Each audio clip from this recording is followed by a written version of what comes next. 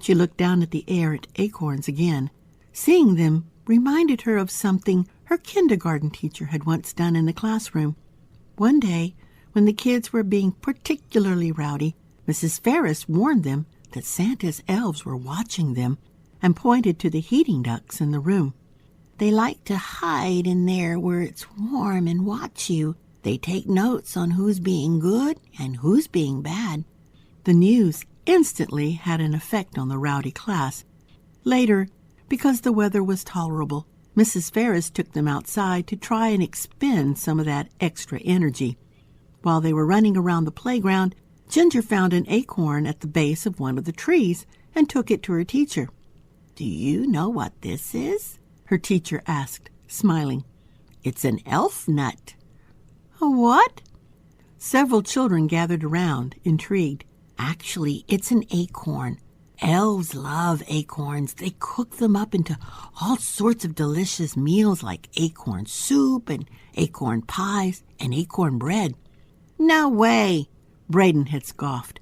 He scoffed at everything. Mrs. Ferris didn't mind his rudeness. Instead, she instructed them to find as many acorns as they could find. "We'll take them inside and leave them by the vents for the elves to find. That way, they won't have to go out into the cold to search for them." "What do they taste like?" Ginger had asked. "Oh, we humans can't eat these," their teacher quickly warned. "They'd make us sick if we did. But to elves, they're like pecans or walnuts." Every student went on the hunt for any late acorns.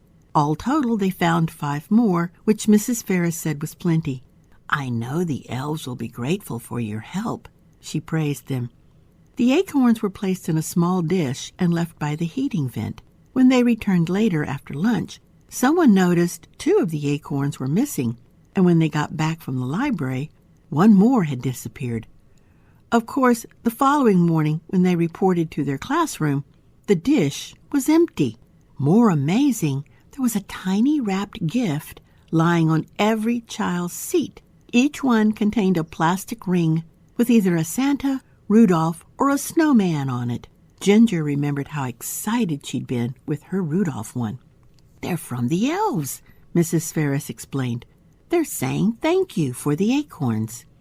They spent the rest of that day showing their rings off to each other, and from that day until they got out for the holidays, whenever the class started to get too loud or rambunctious, all Mrs. Ferris had to do was remind them that the elves were watching, and everyone calmed down.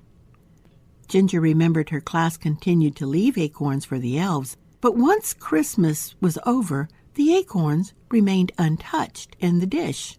"They went back to the North Pole," Mrs. Ferris explained. "Don't worry, they'll be back next year." Of course, the elves never showed up in any of the other teachers' classrooms, which led Ginger to believe that either Mrs. Ferris was a good friend of theirs or it was something her teacher had made up. Of course, now she knew the truth. Regardless, it would always be a warm memory, a cherished memory, and it brought a rare smile to Ginger's face as the bus pulled up.